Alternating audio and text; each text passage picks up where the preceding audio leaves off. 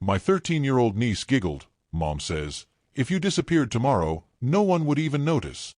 She was peeling the plastic off the $850 phone I bought her. All 30 guests laughed.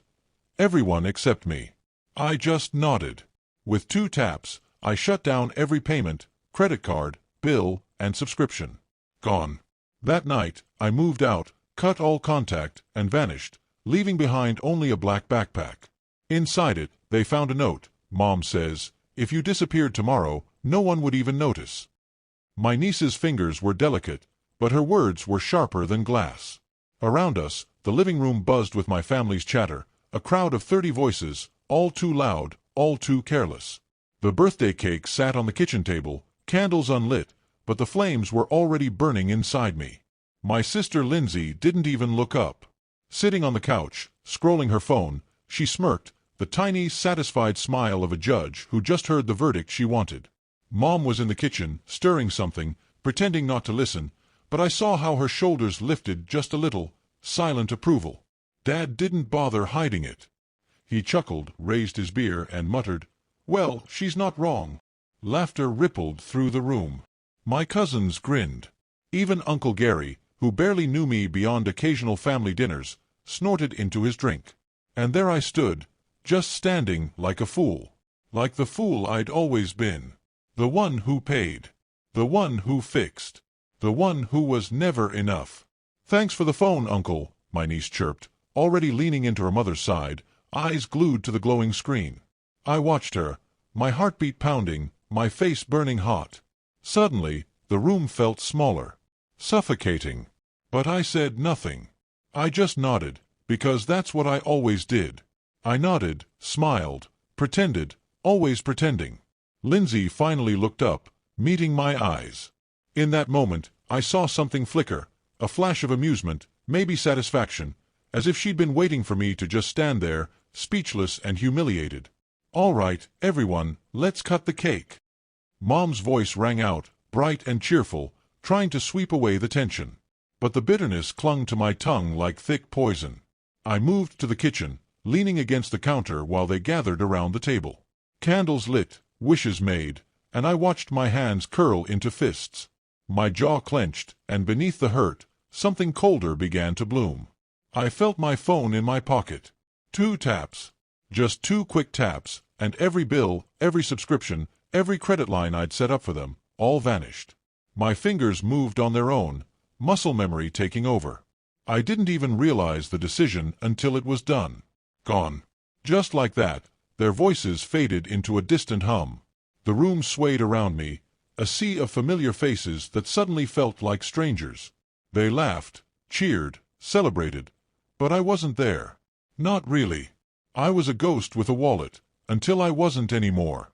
I slipped out without saying goodbye. No one noticed. Of course they didn't. That night, the one thing my niece got right, I didn't go home. I went straight to my apartment, packed a few essentials in a small travel bag, then turned back.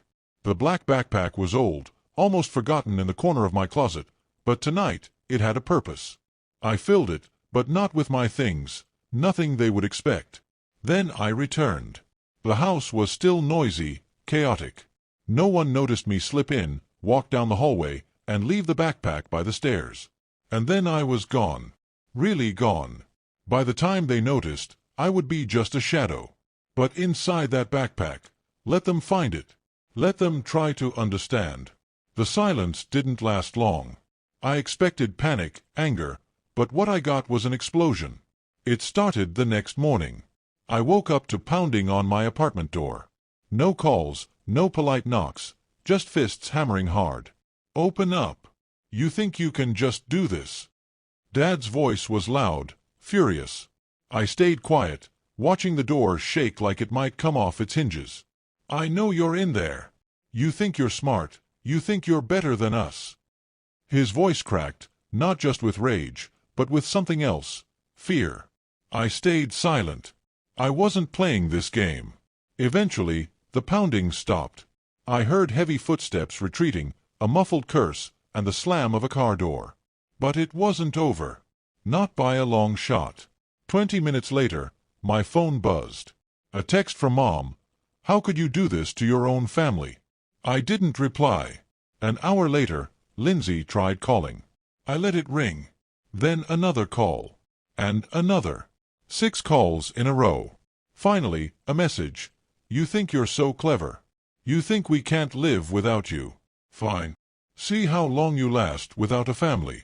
I read it and smiled. Was that supposed to be a threat or a promise? But the real storm came that evening. I was just stepping out of the shower when I heard a key in the lock. I froze. No one should have a key to my place. No one, except... The door burst open. Dad stormed in, red-faced and sweating, beating his forehead. Mom followed, eyes wide and frantic. You think you can just lock me out? Dad bellowed. Get out, I said, calm but cold. Get out. Get out. This is what you've become. Mom's voice was shrill, almost hysterical. Abandoning your own family. We raised you. You used me.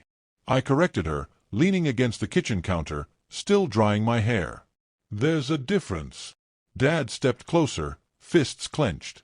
You ungrateful little troublemaker. Try it. The words were out before I even thought. Calm, solid, a challenge. His hand trembled but didn't move. We both knew the truth. He wasn't a fighter. Never had been. Just a bully hiding behind words, shouting to mask his own fear. What did you do? Mom's voice broke through the tension. The cards don't work. Lindsay can't pay her bills. The mortgage, it's all gone. That's right, I nodded.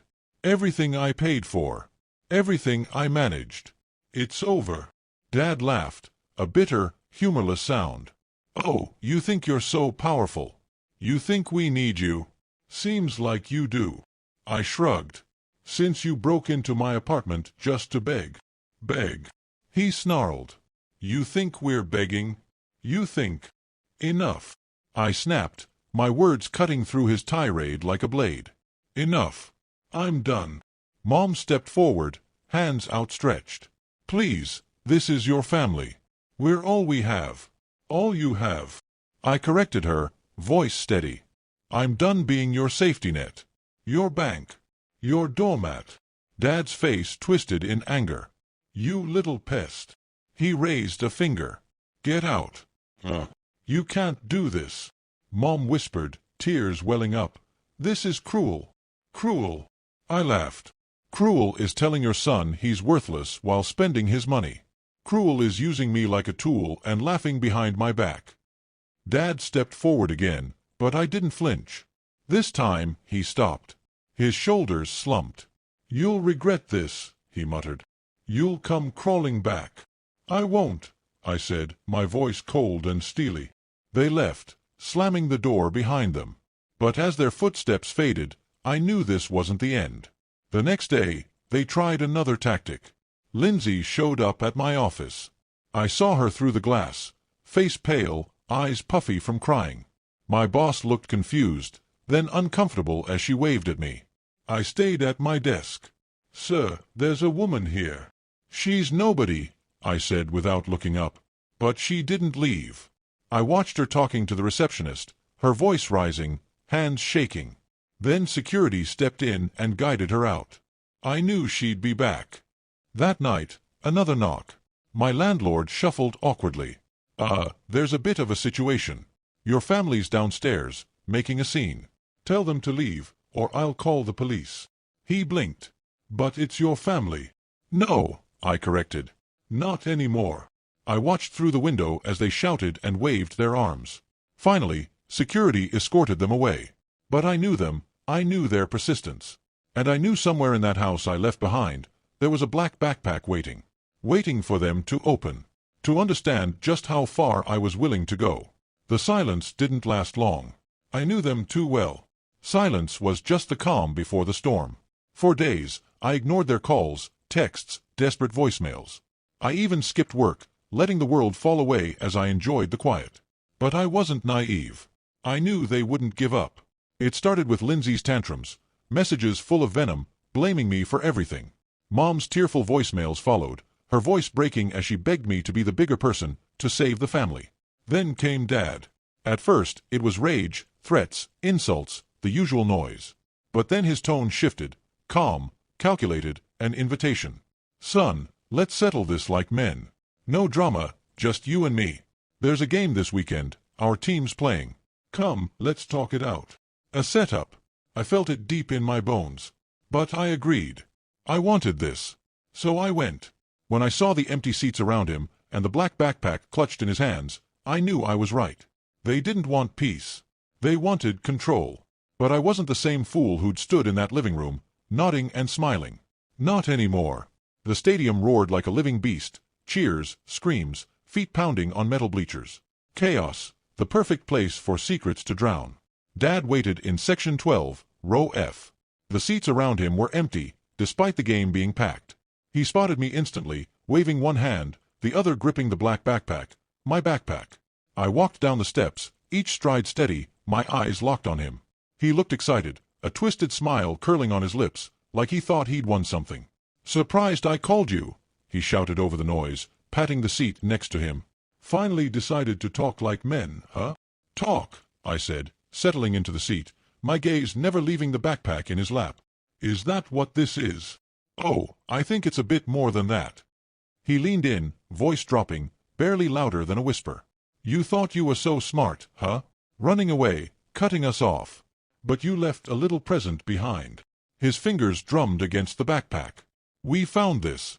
And guess what, genius? We know." "Know what?" I asked, keeping my voice as calm as the cold wind sweeping across the field. "Your secrets. Your lies. You think you're clean, that you're better than us." His voice sharpened. "You've been hiding things I should have known. All those times you acted like a saint, like some savior." I almost laughed. "Open it then. Let's see what you think you know." His eyes flashed with something between fear and anger. "Don't play games. I don't have to open it. I already know you've been stealing from us, manipulating, pretending to be a good son while hiding your little stash." "Stash?" I leaned back, feeling the cold metal of the seat behind me. "The only stash in there is the truth." The crowd erupted as the home team scored. But in our little pocket of conflict, there was only silence, tension, and shaking hands on the backpack. "You're bluffing," he muttered. "You're trying to make me doubt. But it's over. We're telling everyone what kind of person you are, how you abandoned your family." "Go ahead," I gestured to the field. "Tell them all. Tell them how I paid for Lindsay's rent for 2 years. How I covered your debts when you gambled half your pension away. How I bought that phone for your precious granddaughter, just before she told me I was nothing." His face darkened. "Shut up. No, let's make it clear, Dad. You've got a bag full of proof, of everything I did for you and everything you took. And you still think you have leverage." His hand tightened on the backpack, knuckles white. "Don't you talk to me like that." "Like what?" I leaned forward, voice still calm but eyes burning. "Like the worthless piece of furniture you always treated me as. Like the walking wallet, the errand boy." "Shut up," he shouted, standing, drawing a few glances from the rows behind us. "Sit down." My voice was ice. For a moment, I saw it, the fear in his eyes. He hated me, but more than that, he feared losing his grip. He forced a laugh. Thin. Desperate. "What are you going to do? Attack your own father?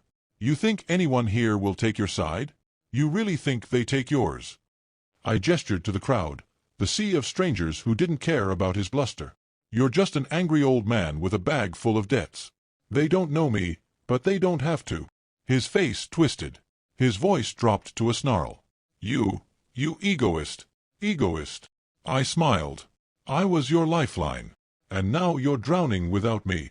He swung. I saw it coming. His hand, thick and trembling, aiming for my face. But I didn't move. Didn't flinch. He wanted a reaction, a scandal, proof that I was the villain in his story. But I just stared at him, calm, unblinking. His fist stopped inches from my face, trembling. "I should have left you on the streets," he whispered, voice shaking. "You were always a parasite." "Funny," I whispered back, leaning so close I could smell the stale beer on his breath. "That's exactly what I thought about you." Something in him broke. His hand fell. His shoulders slumped. The cheers of the crowd became thunderous, the perfect cover for the collapse of whatever pride he had left. I reached out, grabbed the backpack, and yanked it from his grasp. He didn't even resist. Do you want to know what's in here? I asked loud enough for the people around to hear. Everything I did for you. Every cent. Every sacrifice. People were staring now. Some whispering, some pointing. A couple even had their phones out. You want the truth? I unzipped the backpack, pulling out a thick stack of papers. There it was. Proof of how I carried you. How I paid your bills. How I saved your house from foreclosure. Twice.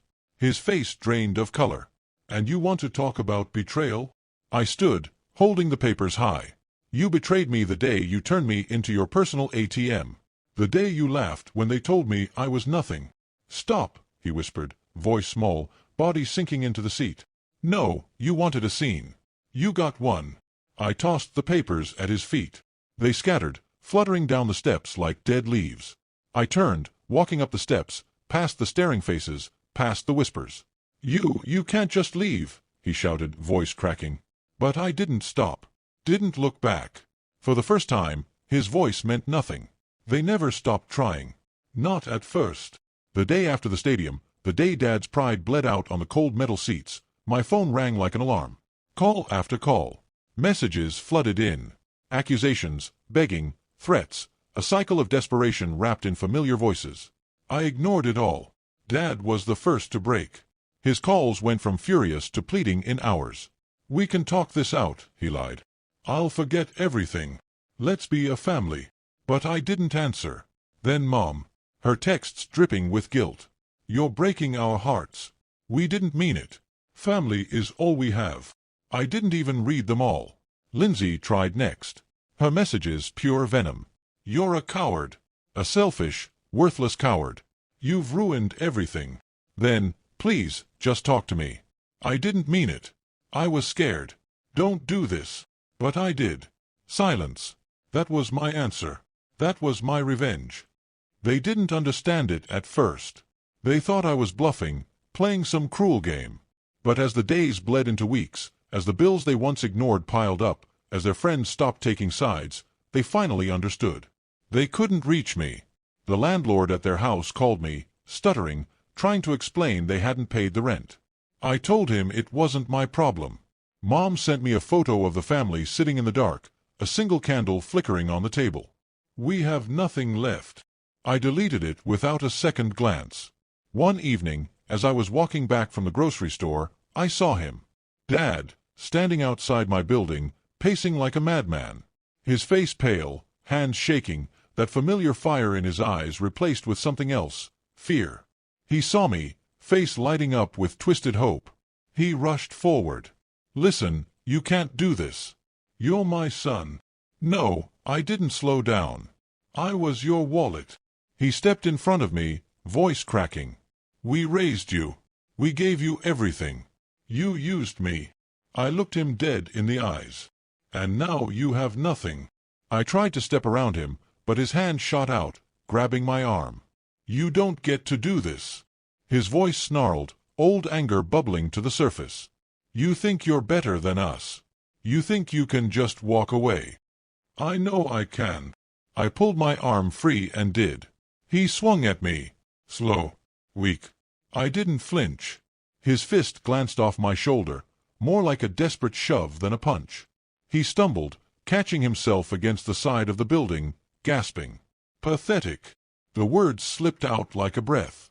His face twisted, that familiar rage flaring. You'll come crawling back.